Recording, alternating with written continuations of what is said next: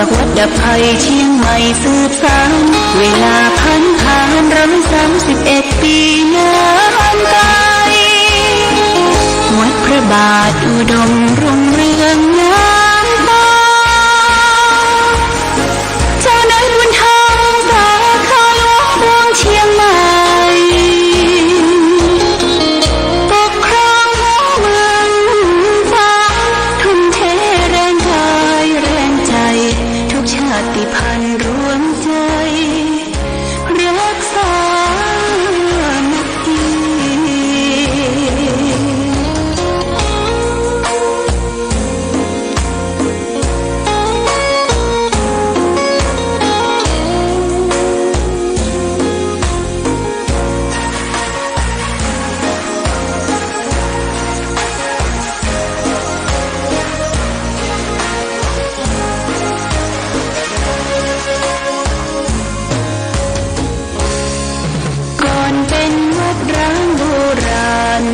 สืบสาน2524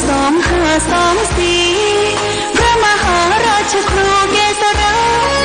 ปัญญาปรมาภิกาจารย์จากวัดดับภัยเชียงใหม่สืบสานเวลา1,031 ปีนานไกลวัดพระบาทอุดมรุ่งเรืองงามตาเจ้านายบุญธรรมสาขาหลวงเมืองเชียงใหม่ปกครองเมืองฟ้าทุ่มเทแรงกายแรงใจทุกชาติพันธุ์รวมใจรักษา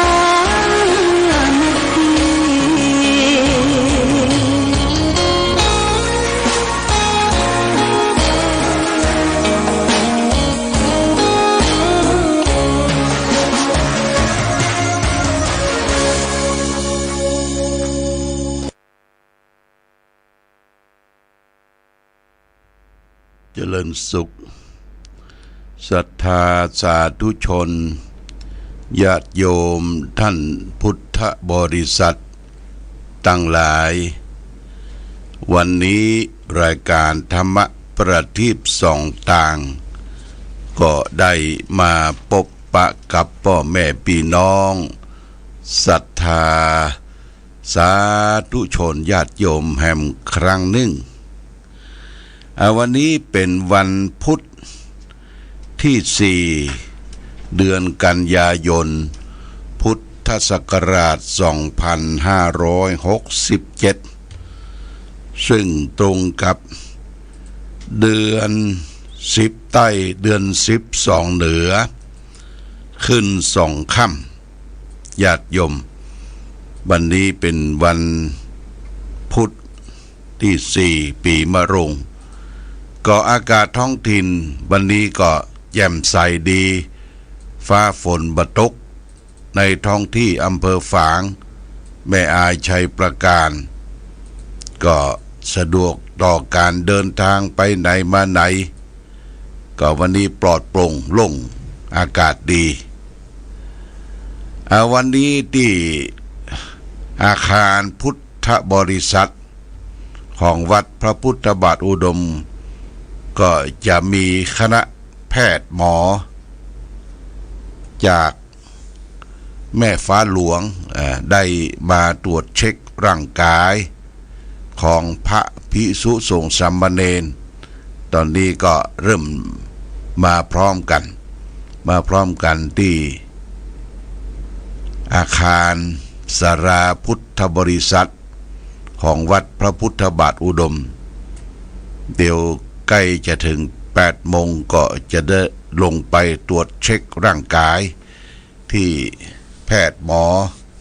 ได้มาดูแลพระเจ้าประสงค์แต่วันนี้เป็นวันที่3วันอังคารที่3แต่วันนี้ก็มีการประชุมใหญ่ ของทั้ง3อำเภอเวลา 13 นาฬิกาประชุมณที่ศาลาพุทธบริษัทเรื่องการสร้างพุทธมณฑล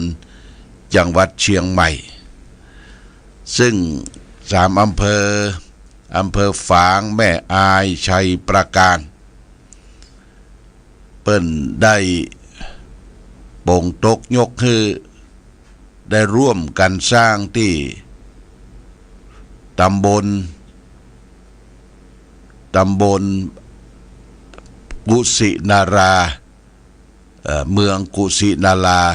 ตำบลเสด็จดับขันธปรินิพพานของพระพุทธเจ้าจำลองณที่วัดณที่พุทธมณฑลบ้านโทกเสืออำเภอดอยหล่อก็ได้สรุปว่าการประชุมก็จะได้มีส่วนร่วมด้วยช่วยกันแต่ว่ามีท่านเจ้าคุณพระราชปัญญาเวทีตัวแทนของหลวงพ่อพระเทพมังคลาจารย์จากวัดท่าตอนมาเป็นต้นเป็นประธานมีท่านเจ้าคณะอำเภอแม่อายหลวงพ่อท่านพระครูวิธานธรรมโสพลท่านเจ้าคณะอำเภอชัยประการท่านพระครูสถิตธรรมาภิรักษ์รองเจ้าคณะอำเภอเจ้าคณะตำบลทุกตำบลในเขต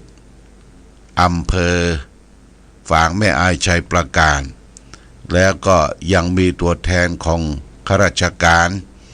แต่ว่าท่านนายอำเภอ3อำเภอติดงานมีปลัดอำเภออาวุโสได้มาร่วมประชุมในที่ประชุมสรุปว่าก็จะมีการร่วมทุนกันประสานกรรมทางส่วนของอำเภอตั้งกำนันผู้ใหญ่บ้านท่านเจ้าอาวาสว่าขอรับบริจาคท่านละ20 บาทตามทะเบียนราษฎร์ตามสมโนครัวของแต่ละหมู่บ้านแต่ละอำเภอให้ได้ร่วมด้วยช่วยกันได้มีส่วนร่วมที่จะได้ผลักดันสร้างพุทธมณฑลตำบลพุทธคายาตำบลเมืองกุสินาราสถานที่ดับขันธปรินิพพานของพระพุทธเจ้าจำลองนะญาติโยมแต่ว่าตกลงกันแล้วก็ทางอำเภอเพิ่นจะมีการประชุมแต่ละอำเภอคือวันนี้ก็บัดนั้นละมันจะเป็นเดือนตุลาจะมีเจ้าคณะอำเภอเลขาอำเภอเข้าไปร่วมประชุมกับท่านนายอำเภอกำนันผู้ใหญ่บ้านเพื่อจะได้ชี้แจงแถลงไขให้แก่ในที่ประชุมรับทราบให้หมู่บ้านทุกหมู่บ้านได้รับทราบคือเขาจะทำบุญทอดผ้าป่าอย่างเตื้อคือขอกันโดยพิเศษขอละคนละ20 บาท20 บาทเพื่อให้ได้มีส่วนร่วมในการจัดในการสร้างพุทธมณฑลที่ทั้ง3อำเภอจะได้ร่วมกันตามเส้นสามโนครัวของแต่ละหมู่บ้านแต่ละหลังคาเรือนอยู่หลังเดียวก็บริจาค20 บาท2 คนก็40 บาท5 คนก็100 บาทหรือคนไปทำงานต่างถิ่นถ้าอยู่ในเส้นสามโนครัวก็บริจาคให้พร้อมกันเพื่อจะได้นำปัจจัยเหล่านั้นไปเป็นกองทุนแล้วก็จะได้วางศิลาฤกษ์สร้างพระนอนก็คือเสด็จดับขันธปรินิพพาน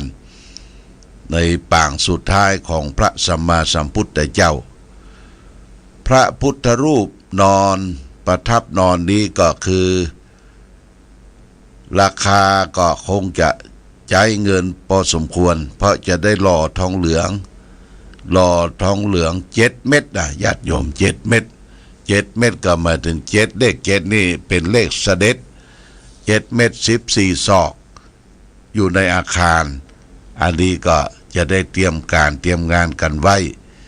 คิดว่าปัจจัยเงินทองทั้งหลายก็คงจะได้รวบรวมก่อนสิ้นปีก็เดือน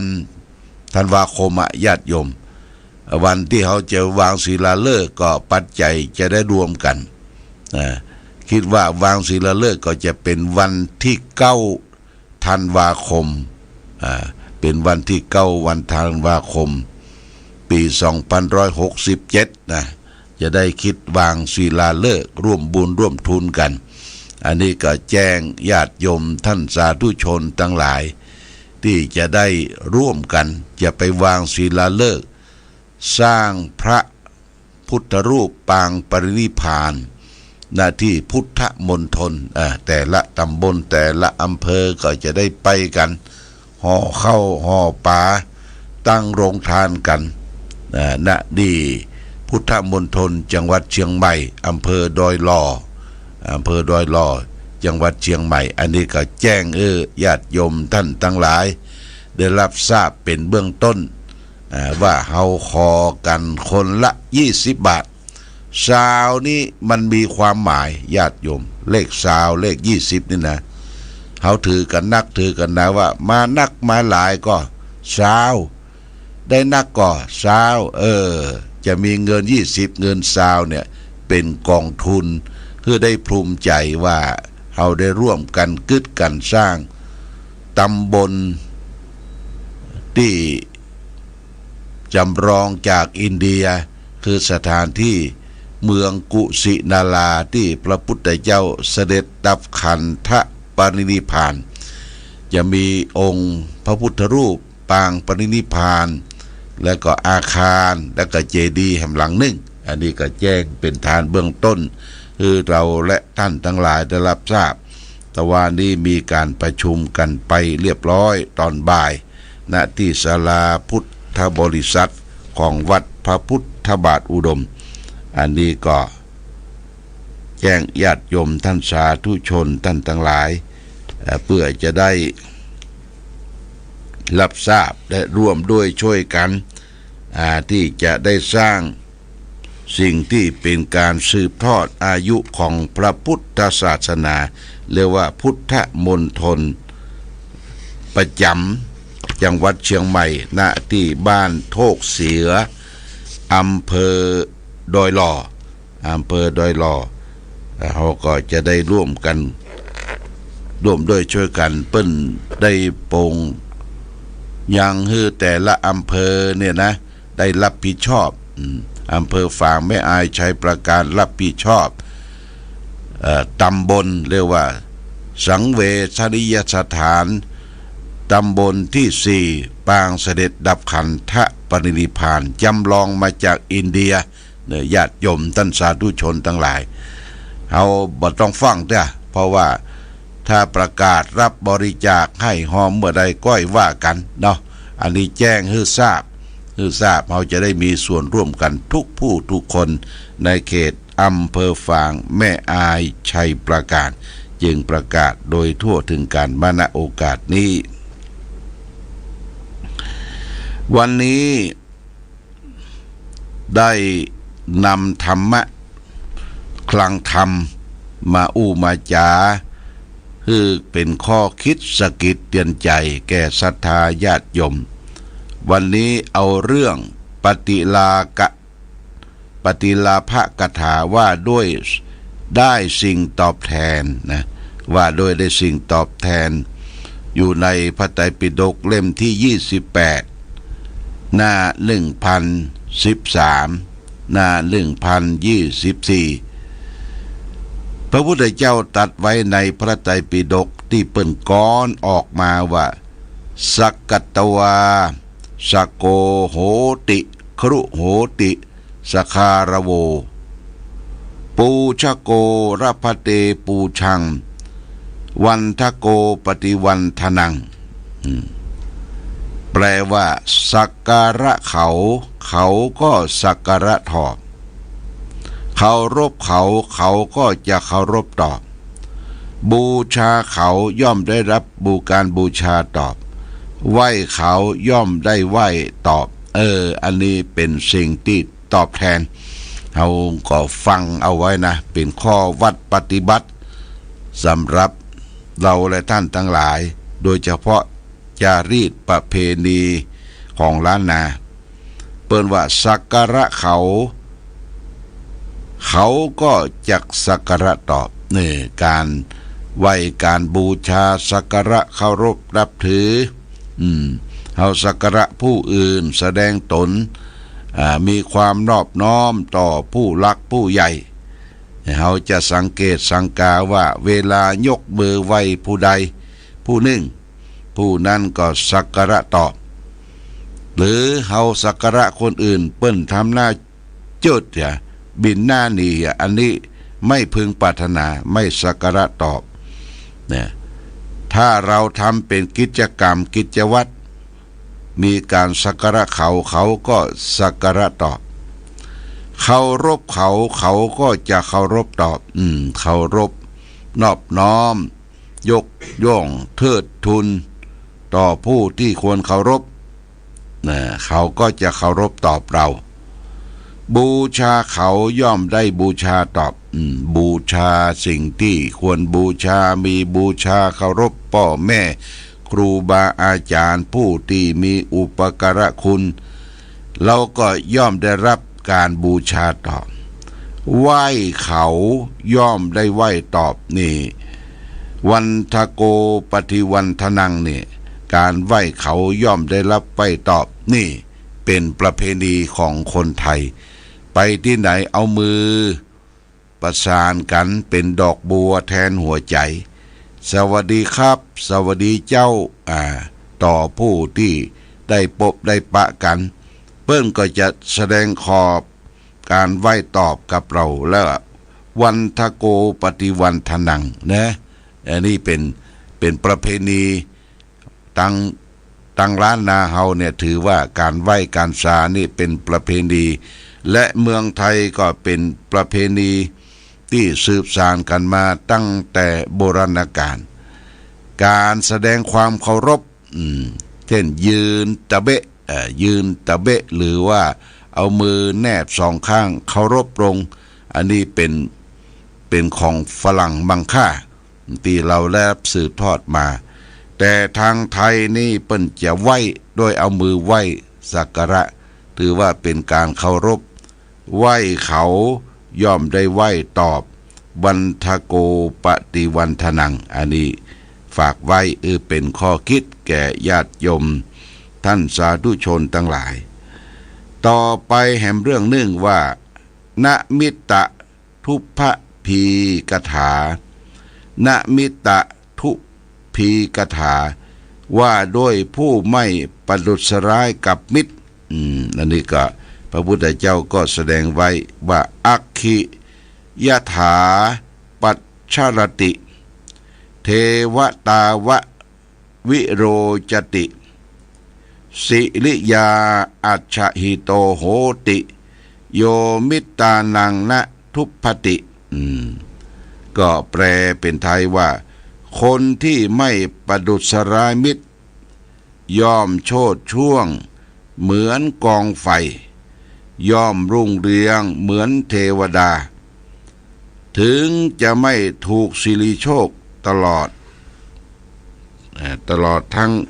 ที่เราได้พบได้เห็นนะถึงจะไม่ถูกสิริโชคหมดทิ้งทอดทิ้งไปคนที่เราไม่คิดร้ายต่อมิตรต่อเพื่อนต่อฝูงเพื่อนมนุษย์เกิดแก่เจ็บตายด้วยกันมาเหมือนคนที่มีความแสงสว่างโชติช่วงเมืองกองไฟย่อมรุ่งเรืองเหมือนเทวดาเทวตาวะ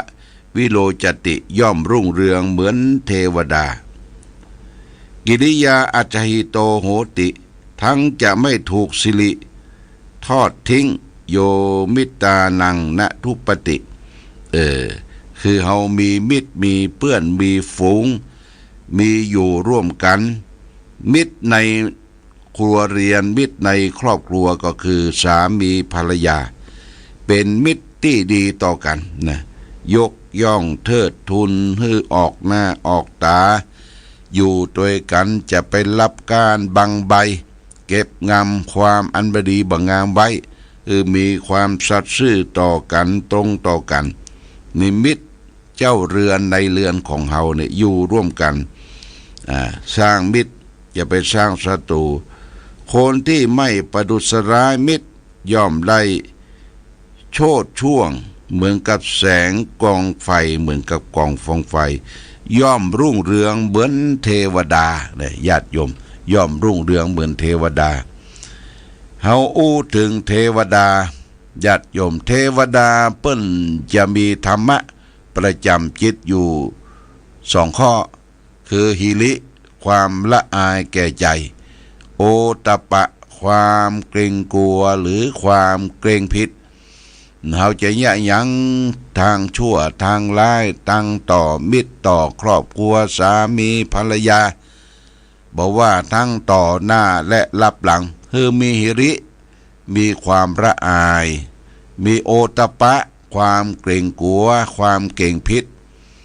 บอกว่าเปิ้นจะบาหันเปิ้นจะหันบาหันเนี่ยเฮามีความละอายขยาดกลัวต่อการทำบาปทั้งหลายทั้งปวงอันนี้เป็นเรื่องของปกตินะโล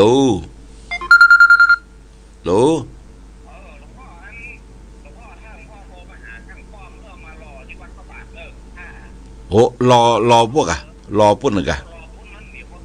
ไปเกณฑ์กันไป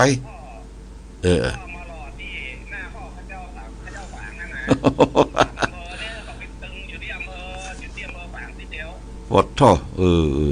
ลองคิดกันเนาะคิดกันละเสร็จเรียบร้อยแล้วเนี่ยช่างป้อมมันจะมาตั้งวงรอที่นี่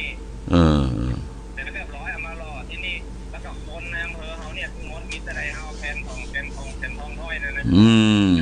ครับถ้อยอย่างที่เขาอู้กันครับเสร็จเรียบร้อยแล้วนี่แผ่นทองนี่ถ้าจะเอาแผ่นใหญ่อย่างนั้นมันเป็น8 บาท9 บาทมันแพงเอาแผ่นน้อยเอาได้แผ่นน้อยนะถ้าลงทุน100,000นี่นะครับถ้าเอาเงินมาลงทุนซื้อแผ่นทองนะแล้วมันมีซองน้อยๆแป๊บๆติดนะถ้าเขาเขียนชื่อหรือคนติดทั้งหมดเนาะโอเคกำลังออกรายการอยู่รับเป็นฐานเบื้องต้นเนอะดีมากเนอะครับบอกหลวงพ่อไว้เป็นเบื้องต้นได้ดี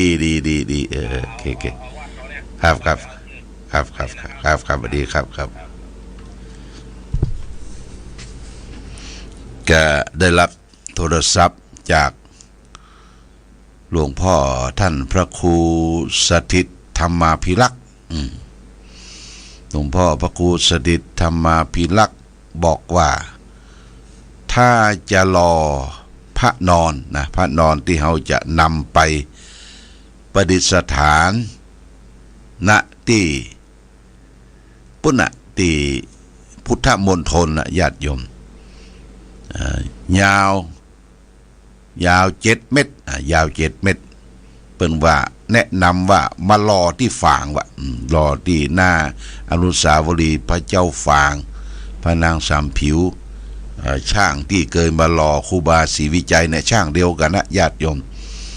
และจะให้คนเมืองฝางไม่อายชัยประการมารวมกันที่นี่เพราะว่าจะไปรอกันที่พุทธมณฑลมันไก่มันไม่ค่อยสะดวกหรอกก็หันตัวอันนี้ก็ว่ากันทางกรรมเอาละวันนี้ญาติโยมท่านสาธุชนก็คงจะหมดเวลาเต้าอี้ก่อนเดี๋ยวจะลงไปหาหมอเพื่อจะมาตรวจสุขภาพของพระภิกษุสงฆ์สามเณรที่ศาลาพุทธบริษัทของวัดพระบาทอุดมตั้งลุ่มเดี๋ยวก็จะได้เดินทางไปโอกาสนี้ขอความสุขความเจริญจงมีแก่ศรัทธาสาธุชนญาติโยมทุกท่านท่านทั้งหลายจงได้มีความสุขมีความเจริญมีความรุ่งเรืองความวัฒนาถาวรสมดังปอน4 ประการคือมีอายุวันนะสุขภาระมีปฏิภาณทานสารสมบัติธรรมสารสมบัติทุกทิวาราติการเหมือนกันทุกรูปทุกท่าน